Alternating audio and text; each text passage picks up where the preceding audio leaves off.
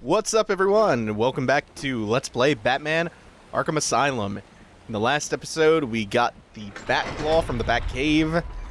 Soon enough, it won't be long until we're getting the Bat Shark Repellent, and we're gonna meet Ace the Bat Hound, and God, I wish that would happen in Arkham Asylum. I wish it would happen in Arkham City, too.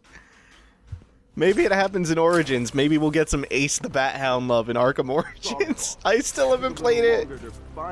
I might not get around to playing that until this playthrough is over. That makes me sad. Smell my bat pits. I didn't have bat deodorant today. Why am I doing the Bale Batman? Oh hey, we have another Chronicle of Arkham over here. They brought the animal before me, shameless and barking like a mad dog.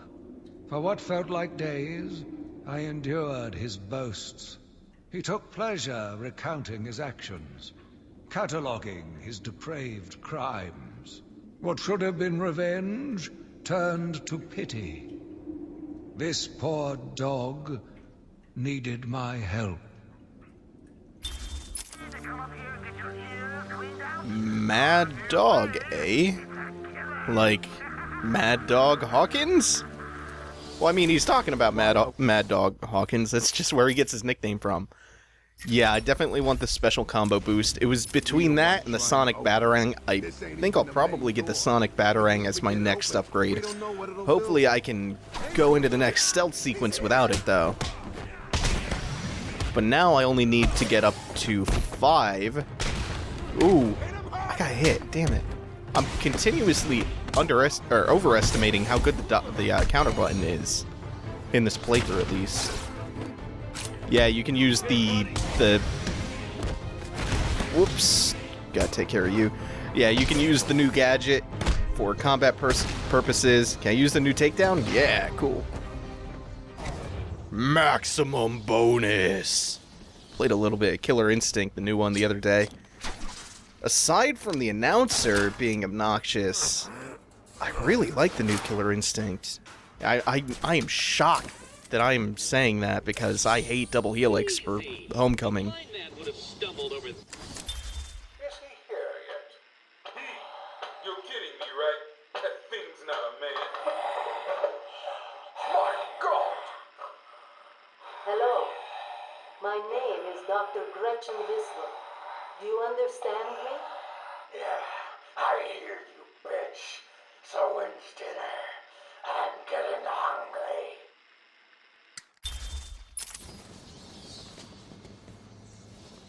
Our first look at Killer Croc. Actually, our second. We saw him very, very briefly in the beginning. We'll see more of him. Chekhov's crocodile. They didn't introduce him in the very beginning of the game for nothing. Actually, and as a matter of fact, that door leads to him. According to her bank records, there have been multiple payments starting last April until 2 months ago. Then nothing. The payments came from a company owned by Mr. Jack White. One of Joker's oldest aliases. So, Joker pays Dr. Young to create his army, and then all of a sudden he stops. Doesn't make any sense. So what we now know is Joker, under the alias Jack White, was funding Dr. Young's research into the Titan formula, which is kind of like Venom on steroids. Sorry, it wasn't much of a challenge. I was running out of time. Here's the other set. I think those teeth always come in sets of 3. Nah, only some are visible. Probably not going to get that riddle. It's another perspective puzzle.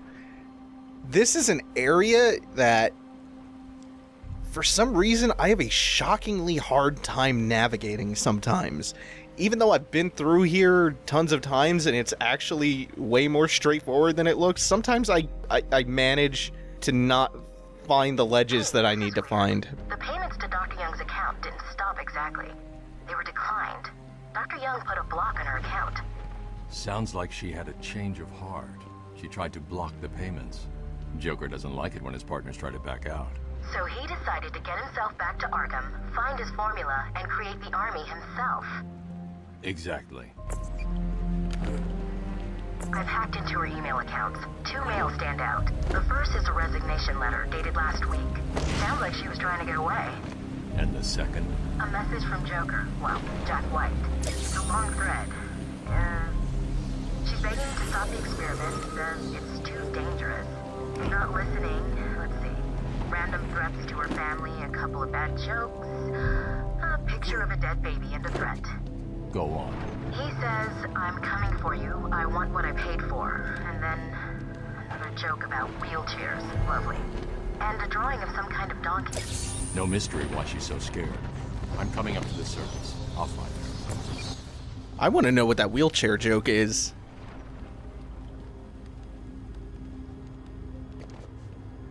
Yeah, in this area we have a lot of riddles. I think that's normally what gets me lost, is looking for these trophies. More teeth. There are a bunch of trophies on the upper levels that I believe you can only acquire once we get the line gun. There was another trophy that you can only get with the line gun back by that Chronicle of Arkham we found at the very beginning of the episode. The line gun we will not be getting for a good long while. I can reach that one, I think. Yeah, I can just jump across to it. Is there anything above me? Nah.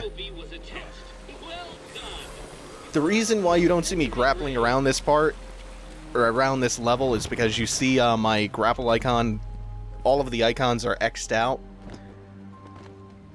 That means that the ledges are too structurally unstable. Oh, there's probably another riddle around here, by the way. They're too unstable, the ledges are, to grapple onto, so you have to kind of platform your way around the entire area. But, like I said, it's more straightforward than the fact that I sometimes get lost here implies. Because I can get lost in a lot of places, as you've probably seen in the Outlast stream. Yeah, my spatial reasoning, it is not the best. It's not the worst, but it's not the best. Where's that third set of teeth? There you are.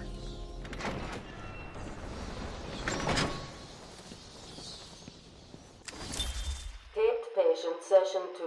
Patient name Waylon Jones, aka Killer Croc. So, is this the part where you try and reason with me?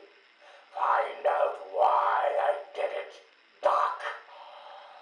We're here to help you, Mr. Jones.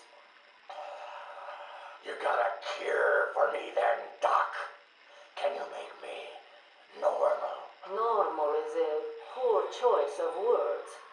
No one's really normal, are they? Figured as much. So, how about this, Doc? You let me go now, and I won't eat you. You don't really eat people. It's just an urban myth. Oh, you think? Keep believing that, Doc. Okay, so I distinctly remember an episode of the 90s animated series of Batman that focused on Killer Croc, and I shit you not, I am not making anything up that I'm about to tell you. They start the episode off making fun of dwarfism, and the episode is about a little person named Baby Doll, who was a child star who turned into a villain, and oh god, I almost started going the wrong direction because they reoriented my camera. She became a villain, and she gets into a relationship with Killer Croc, which is entirely predicated upon both of them being misunderstood and villains. They're both misunderstood villains, so of course they get in a relationship. And that's not the weirdest part at all. So you have a dwarf and an 8-foot crocodile man. And it's made all the creepier by the fact that she dresses, looks like, and acts like a 7-year-old. And then they just go on a crime spree together. And then there's another scene where they imply that Croc is going to beat her. And then he cheats on her with teenagers. And I'm so happy I'm doing this playthrough now, because that memory has been dormant for like 15 years, but is all coming back to me so clearly, because I watched this when I was like 8 or 9, and I thought it was the craziest shit I had ever seen in a cartoon.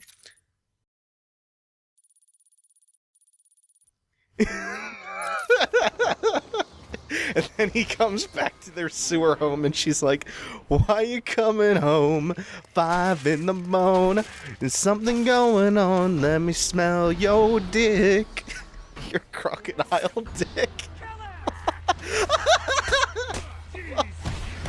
I have to concentrate for the fight.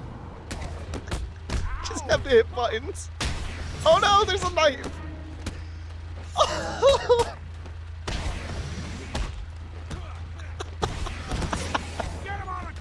No, I'm missing everything. Hold on. Hold on.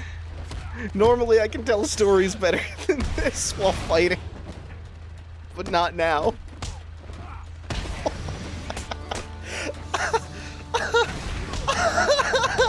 Oh, shit. Yo, all things considered.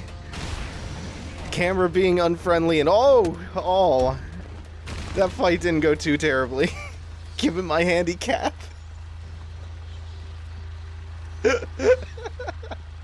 This idea that Croc gets drunk and beats his dwarf wife who pretends to be a 7-year-old and then cheats on her with teenage prostitutes would be so dark and so not funny if it weren't for the context of this happening in a Batman cartoon in the 90s. Oh god, I'm getting shot. No! I wanted to get back behind cover before the other sniper could see me. Oh, you know what else I remember about that episode now? At the end of it, Baby Doll makes a suicide pact with Croc and tries to nuke them and all of Gotham by blowing up a nuclear reactor. Oh shit, I forgot how crazy that episode is. I'm really happy I did this playthrough. I'm doing this playthrough. I don't have any ability to speak in the correct tense at this point. Oh man, that was good. That was really good. In retrospect, it kind of seems like every portrayal of Killer Croc since then has been trying to overcompensate for the existence of that episode. Like they're trying to erase that image of Croc in everyone's mind as the wife beating child dating Please remember to take good care of all our crocodile monster man. However, a bruise here or a cut there will go amiss. Okay, I have to calm down now, because otherwise I will not be able to complete this. Alright, once again, smell my bat bits and all that. Killer Croc is the best. Killer Croc is the best because of that. Actually, there's a storyline going on in the New 52 right now that centers around Croc and... actually, no, it's not even about Croc. I think it's about all the villains having some sort of all-out war. Okay, I'm gonna glide kick the one with the gun. Okay, and right out of that, hit him, ground takedown. Okay, again, another ground takedown. Oh, yeah, because I got that upgrade. So I do a special takedown, and when there is only one henchman or one thug left in a group of them, you only need one combo to take that thug down, regardless of how much he's been beaten up. So that went as perfectly as it could have possibly gone. Awesome. As opposed to the fight where I was talking about Killer Croc's wacky sex time. Killer Croc's wacky relationship. That statue, I think that's supposed to be of the Warden, Quincy Sharp, but that looks a lot like Hugo Strange. Alright, and we'll come up here. Need the back claw to take the vent down off the roof. I'm trying to forget that episode, but it's not working out. Oh, right. So they're doing this big all-out villain war, I guess, in the New 52 run of Batman right now, and I've been trying to keep up with the New 52, but damn, that's been hard. On. The island changed little over the years. Its reputation was in tatters. but I vowed to fix it. As the buildings were rebuilt, I saw the future. A bright, wonderful future. So, the thing that I hate about comics and trying to keep up with them is how completely impenetrable it is to get into without, like, doing a ton of research into shit like reading orders and stuff like that ahead of time. Because there's, like, 13 different comics covering whatever you're interested in. Oh. And a storyline will span, like, 30 different characters' comics. Ah! On. Need a little bit more concentration. Special takedown, flip, counter. Beat him up, beat him up. Oh, that's so brutal. Nice crunchy sound too of the bone breaking. They should have ADR'd in the sound of Anderson Silva's leg breaking.